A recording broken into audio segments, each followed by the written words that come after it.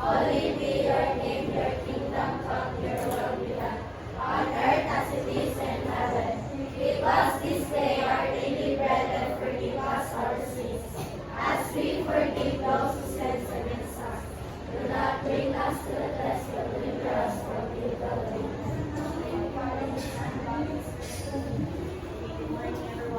Good morning, Miss Gail. Thank you, Miss Gail. So how are you all today? Good? Happy to school again? Okay, happy school again. Okay, who is absent today?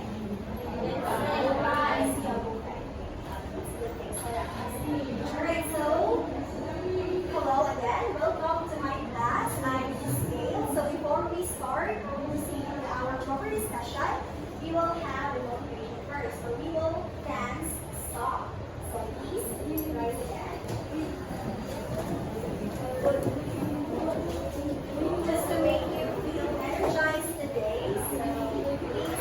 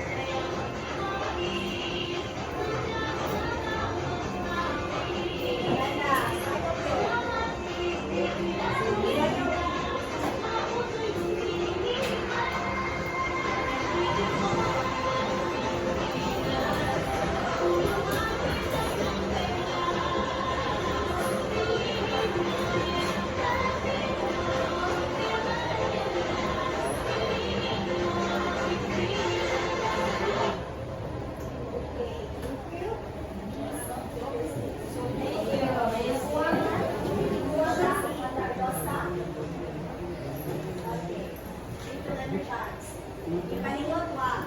Ipaliwag. Okay, thank you. Alright, so before we proceed everyone, our lesson for today, we will be talking about the values of participation in physical activities. So in this class, you'll be able to identify the reason why people dance creatively, enumerate orally the values developed in dancing creative dances, and show appreciation for creative dances by giving the benefits we get from dancing.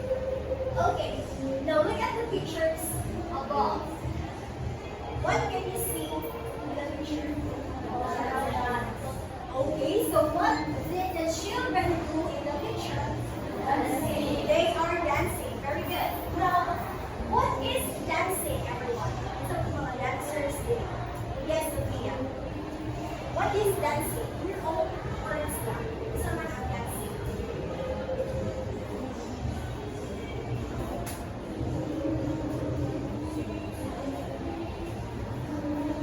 Yes. Mag-dance lang.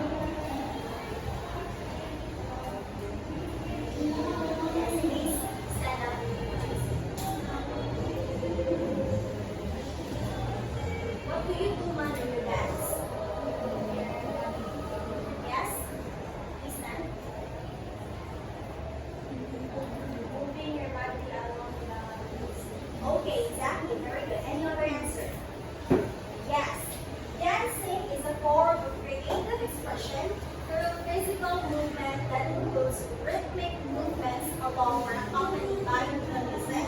So wala siyang any steps or any movement na karon sa iyong body that is dancing, especially when it is if that accompanies the music. Okay? Now, why do people dance? Ngano mo sayaw mata? Yes, ganyan ka. Ano naman? Sayaw ka kaya wala lang? Sayaw naman siya. Kung saan mo yung mga pagsayaw, ano isayaw man mo? Yes? Celebrate. Very good. Another. Yes? To feel energetic, okay? Ano mo sayaw ka? Okay, next. That's correct. Please read. People dance to celebrate, create, complete, perform rituals, and for enjoyment. Yes. We people dance to celebrate. For example, ano mo celebrate birthday? Okay. Dance. Yes. Sinolo. Yes. Very good. Another. Ano misayo mo o feel demo? Ano sa mga to? That's also to compete, di ba? You're champion, grade 6. So people, we dance for different reasons. Celebrate, create, compete, perform, and was enjoyment. Other also dance to stay fit. Yan. Yes. Kapag yung sa mga dancers, they are kasagaran lang ay physically fit because of dancing. Another example, another dance as a physical activity gives benefit to the physical, social, mental, and moral aspect as a person. Okay, now when we dance, everyone, do we get any benefits? Yes. So we get any benefits from dancing. Now, who can give me just one example, one benefit from, or we get from dancing? Yes, Maria, please stand up if you are answering. Again. Okay, physical fitness. Physical fit if you dance. Another. What's that? What we get from dancing? Okay, Syrian is correct. So we have 10 benefits, or I will be showing you 10 benefits we get from dancing. First, please read. Immune system becomes stronger. Okay, first is immune system becomes stronger. So dancing helps your body fight germs or fight off germs and stay healthy. It can prevent you from sickness, you know? Yes. Okay. Okay. Okay. So that is the first benefit we get. Second, please read. Bones and muscles are strengthened. Okay. So moving to the basic makes your bones and muscles grow stronger. Ano man? Kaya dili man ka, when we dance, di ba, dili man ka law sirang ayaw mo dance. Kailangan naman dyan na siya dapat natin na energy. Dapat ka na, if mo one kag steps, if kailangan, sa ko yun, mana ka, mana ka. So dapat, muna siyang makakuha siya, makastrengthen siya sa iyong body because of the steps, because of the movements you make. Okay? Next. Joints become more flexible. Yes, so dancing helps your body helps your body moves in all sorts of ways. Kung sa may, it can make you bend or make you flexible in your body. Kung sa may, what can be an example of dance or kind of dance na kuha na ito ang atong flexibility? Okay? Pero na-specific na ano ba? Flexible. Ballerina. Diba? Okay, so that's one example. Another.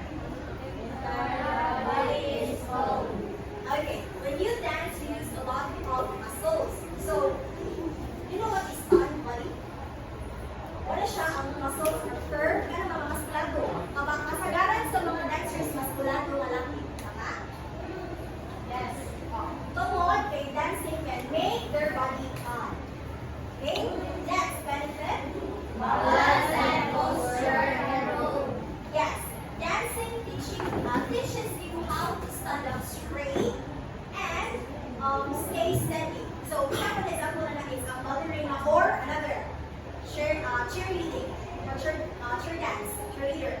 Diba? Kanang kailangan magkaubalan sana pwede ka matalang inig. Inig isa.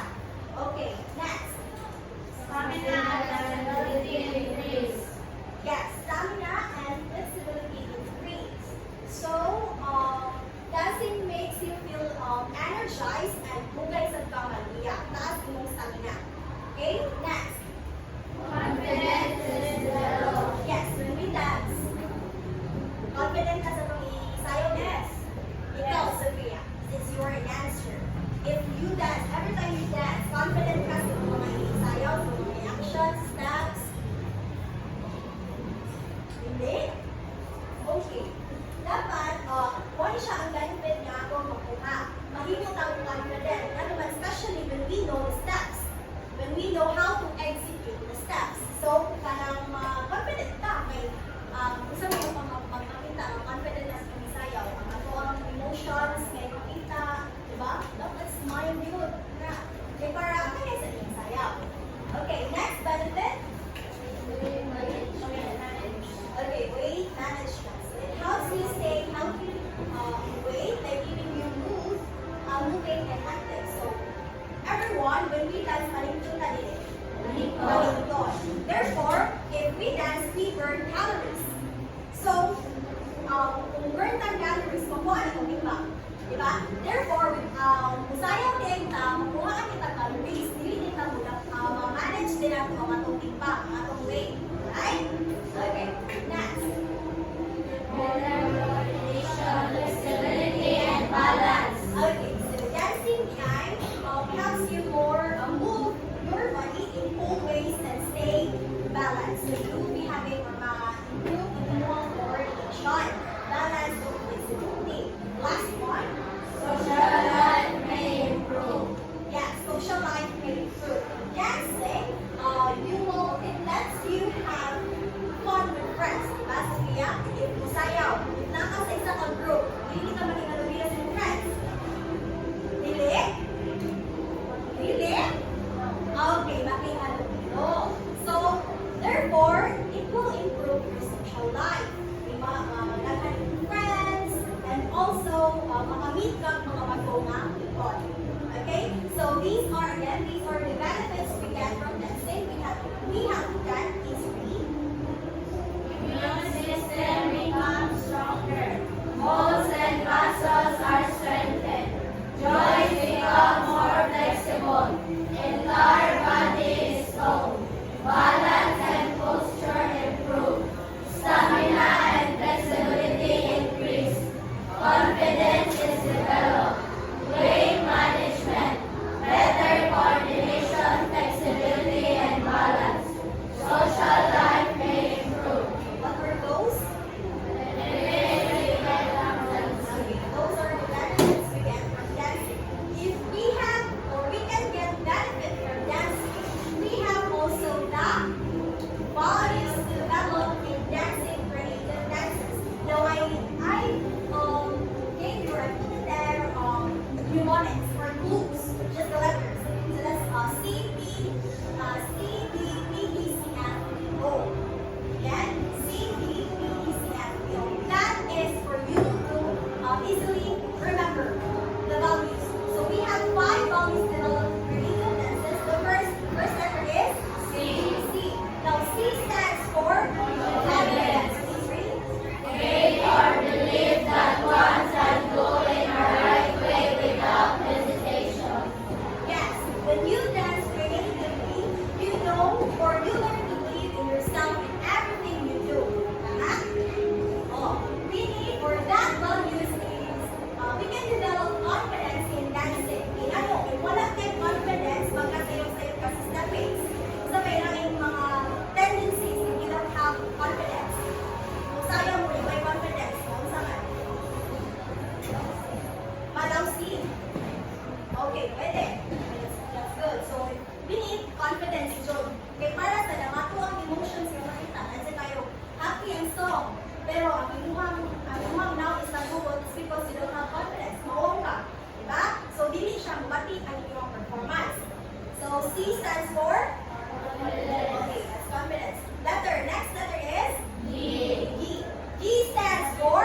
Discipline. Okay, please read. Self-control or orderly conduct. Okay, so creative dancing teaches you how to stay focused and work hard to learn new movements. Okay, so if you don't have discipline in dancing, kung say tendency yan na, patay disiplina sa pagsayaw. Usasad na, malimot ka sa steps, mabalik-balik ka sa steps, it's because you're not focused. Another, sa mga formations, makalimot ka ang sabihin ko ng next na formation, it's because wala ka na focus. Wala kay self-discipline, wala kay self-control. Okay? So, kailangan sa ang discipline, or kailangan sa ang disiplina with dancing. Okay? Sa unit 1B, discipline. So, that's C, D. The next letter, PD. PD stands for? Patience and determination. Let's read. Success is not overnight. You sometimes need to wait for the moment to come and show that you really desire to succeed. Okay, so sometimes when we learn to dance, it's somehow tricky. So it takes time.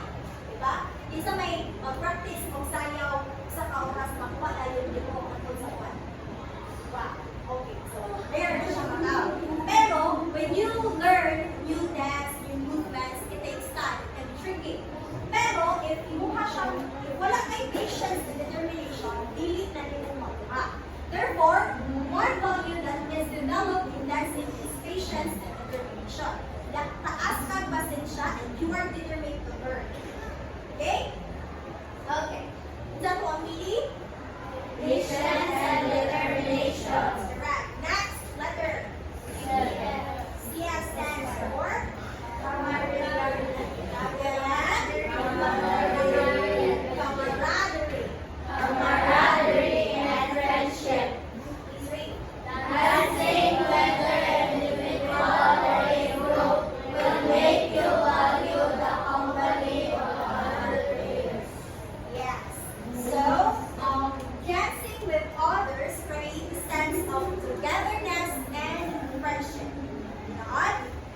Dahil sa gayo mo, musayaw ka in a group, kunya dili ka, wala kay camaraderie and friendship.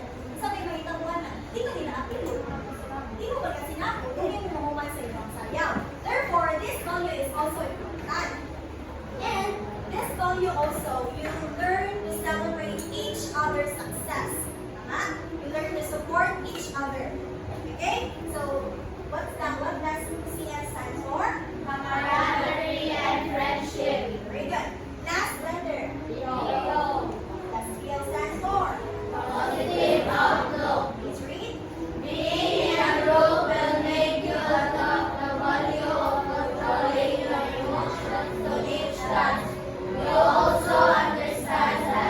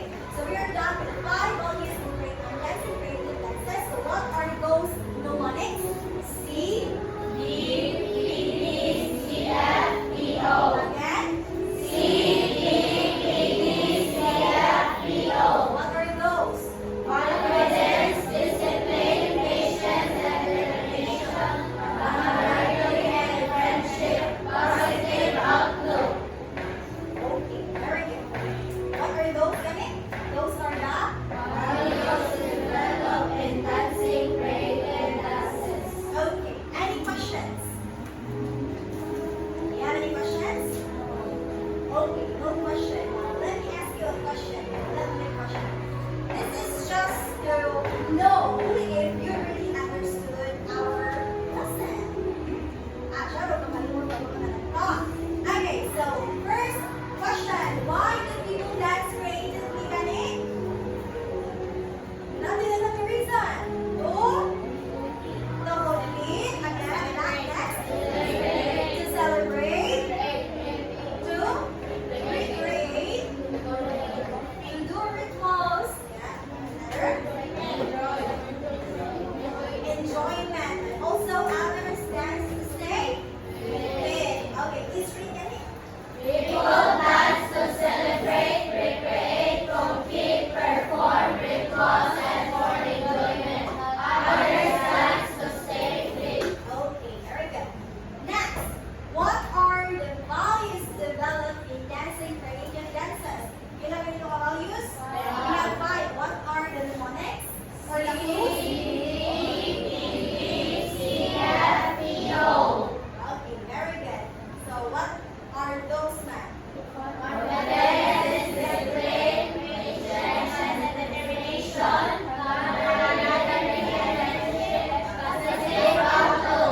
Again, charm and isa, the value? Just one. Confidence. Yes. Sorry. Again. Sound. Camaraderie. Okay, camaraderie and friendship, very good. Yes, Alice. Positive outlook. Tabyolo. Duha na lang. Sige, ulit. Oh, ano? Confidence. Yes, Camillas.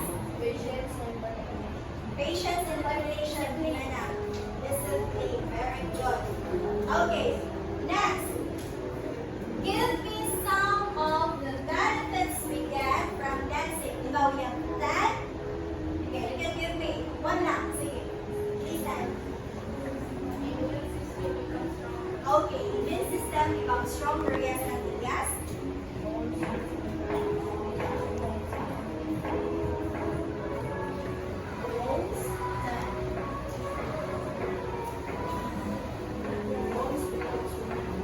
Okay, bones are strengthened.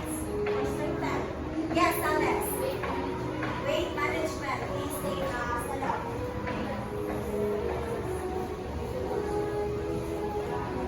Louder.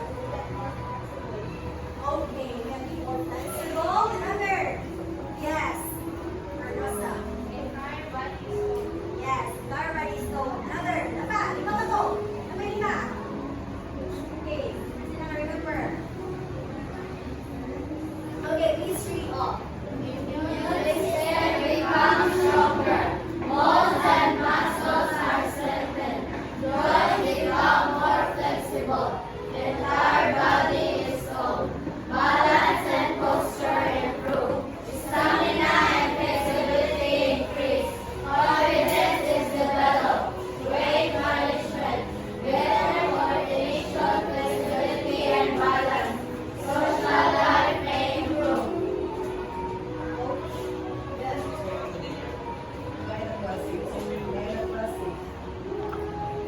Right.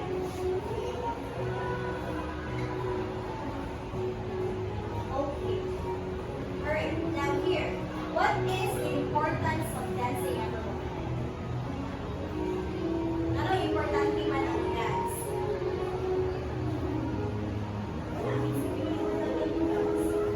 Okay, yes, okay. Oh, yes. That is one of the main reasons, one of the big reason, or important reason, nano dance that we call physically fit. Another, the main reasons. Coming from the benefits. Yes, yeah.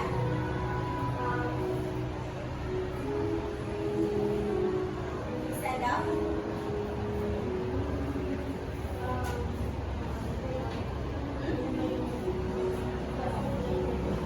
Okay, for enjoyment. Very good.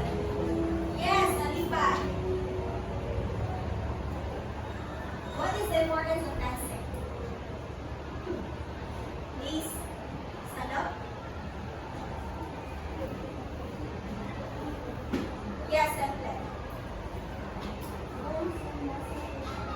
Okay. So those are the importance of dressing. And the main importance or ang pinaka-importante din is to become physically fit. Para dili talaga sakit o healthy lifestyle. Okay? Alright. Now, do you have any questions? No questions. Do you understand what we are or what we tackle this morning? Yes. Okay. Let's try to answer this. Please get one half crosswise now.